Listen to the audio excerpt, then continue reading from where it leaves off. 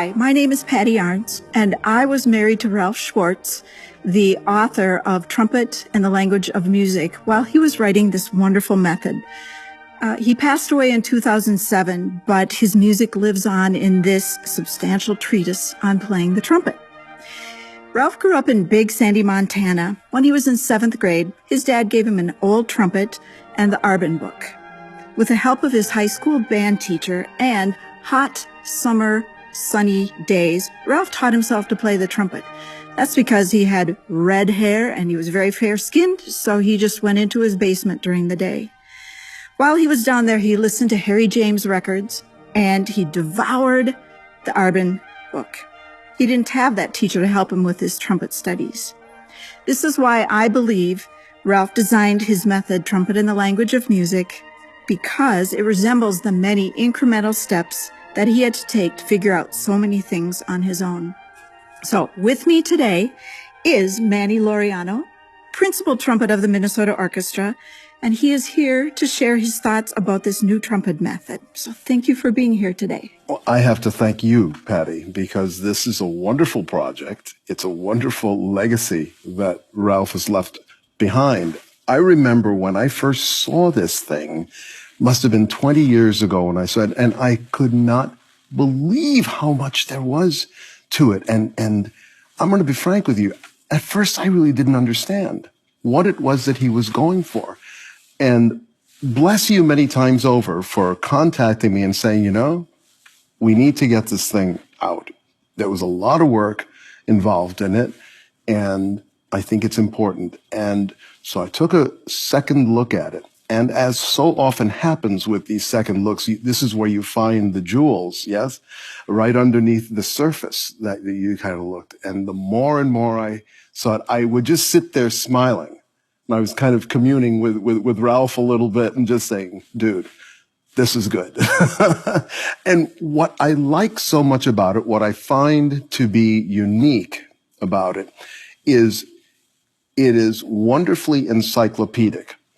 It's obviously a large work, but with that comes the ability for the young player, the young developing player, and the professional player to take their trumpet playing in directions that maybe they hadn't considered. And that's where I sort of found myself. Now, the reason that I say encyclopedic is because what Ralph does so beautifully is that he explores the patterns and cliches that were so important to the teacher that he and I shared in common, which is William Vacchiano of the New York Philharmonic. In fact, we were in New York together. I'm pretty sure. I don't remember whether I met Ralph when I was there. Maybe in passing. Maybe we did some gigs and just didn't really know each other. But we have the same background. So I come to this book with kind of an understanding of like, I see what you're doing there. So I have had the pleasure of, for about the last week or so, getting the book out and incorporating it into my own practice. And what I like so much about it is his use of pattern work and also his use of cliches. Now, cliches is something that Vacchiano used to talk about. And he says, you have to know your scales. You have to know your patterns. You have to know your cliches. Why? Because knowing all those things is what makes us a really good, functioning, intelligent musician. In other words, we are able to not only see notes, but to see structure. And that's what Ralph does in this whole thing. This is why he gives it the titles that he does about the chromatic bugle. And you look and say, what are you talking about? And then if you look at it more closely, you realize, oh, he is designing these exercises to be based on the harmonic system. He's designing these exercises to be on a scale. This is on a minor scale. We're working chromatics right on the heels of working with whole tones and augmented things like that. So it is the sort of thing that feeds that part of the trumpeter's brain that sort of makes the conscious decision, am I going to be just somebody who blows wind into brass, or am I going to be a musician? And that's what I love so much about this. And just to give you one little example, he starts off the book, the first chapter of this, just with an exercise that seems so simple. And he'll do them in all 7 positions, right? But he'll start, and it goes like this.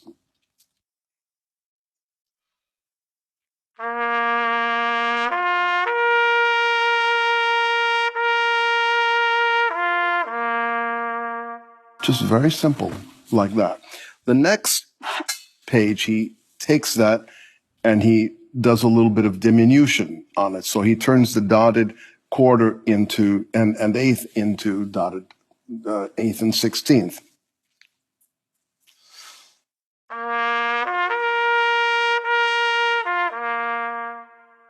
Etc. Then he incorporates the octave.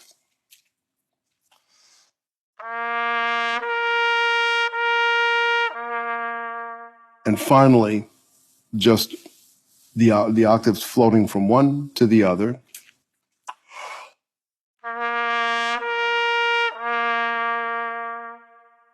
And after you've had a few pages of that, he takes all those and turns it into a one-line exercise.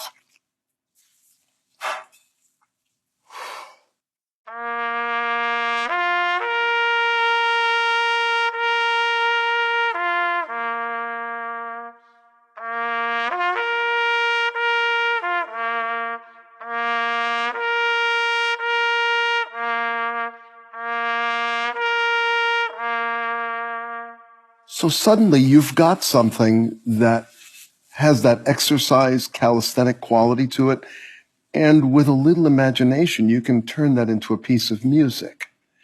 And so the book continues in this progressive sort of adding one note. That one, I believe this is the one where he adds one harmonic. So between the C and the C, you've got the G. So that's the one harmonic that he refers to here.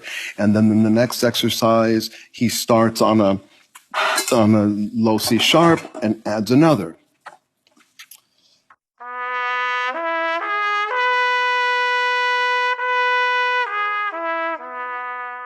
And he's very careful to add certain dynamics to it. And I like that as well. Because again, it takes away from this very typical approach of doing things in a very static sort of a way. As soon as you add those dynamics, it gives you that sense that you are going somewhere. And here's the other thing about that, is that what I love about this is I not only use these with the trumpet, I also used just the mouthpiece as well. And this is the instrument, and this is the secondary instrument. This is just an overpriced amplifier. So we have to, and you obviously will relate to this very well, you have to be the singer, because without that sense of being,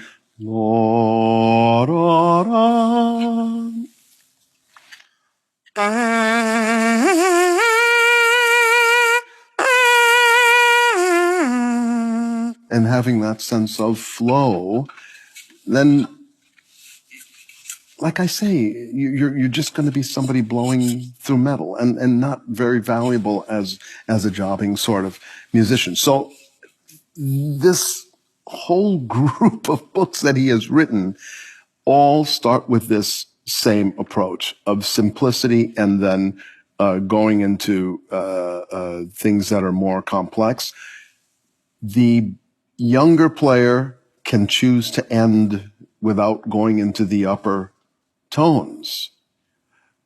The professional player will say, no, this will be a good opportunity to really work that upper register with a good sound and with these dynamics that I mentioned. What Ralph does is encourages us to develop the sound and keep it stable, as opposed to rising into the upper register and starting to pinch and do those things. He does something in this book that I really like. There are some etudes where he has written accents, and he doesn't call them accents, though. He talks about them as being air pulses, and I said, finally, somebody is thinking of this the right way. I don't remember exactly how the exercise went, but it was something along the lines of,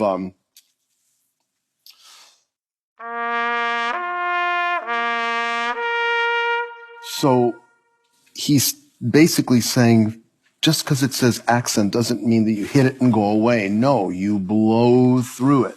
And I absolutely love that idea. So that's what when I say that the book is hidden with all these little jewels. These are the sort of things that the better players are going to take as tips that make them want to really play musically. So, Manny, when we talked about this before, you were looking at the first chapter at Bugle Song. Right. And then you looked at the third chapter, which is about major scales. And you said, this is unusual. Can you explain what you mean by that? Yes. Since we broached the idea of structure, what Ralph does is all of the exercises that continue a particular pattern will start on, let's say, the root of a harmonic series, yeah? And then it will go to then the fifth, and then it'll start on the fourth, and then like that, which is then recalling that the trumpet is a bugle sort of instrument. So just as an idea, just in terms of concept, we might have an exercise like this.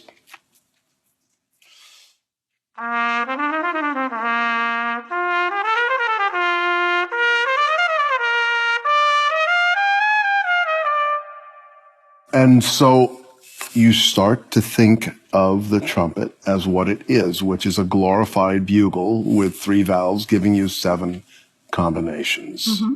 So it's very clever. And he incorporates the scales a little bit later on. And so all of the little exercises that he does will start, for example, something that might be along the lines of,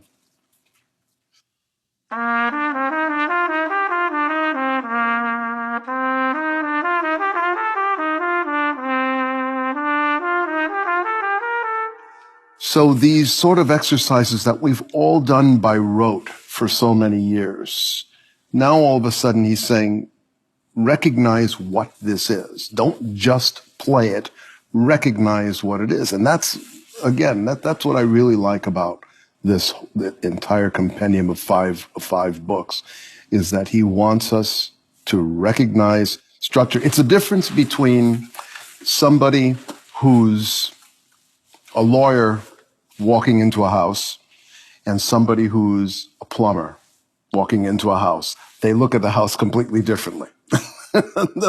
or somebody who might be a structural engineer say, I don't think I would have put that wall there. So let's recognize that as trumpet playing artists, that there are things that we should know, things that we should appreciate. And that's what I think Ralph was trying to get us to understand. So what are your thoughts on some of the other chapters? Well, I'm glad you asked me that. This number 2, the chromatic bugle, I love what he does with the chromatic scales and with the whole tones. We understand that when it comes to whole tone scales, there are basically 2, if we think of it in a very specific sort of a way.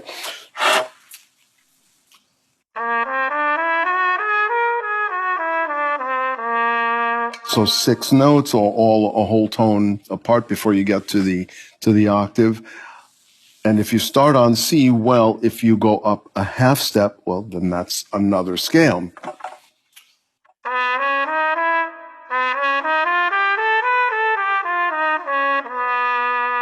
And then when you go to the D, well, you're just back to the scale that started on C and so on and so forth. And so he does some studies that remind me of pieces of music that I've played.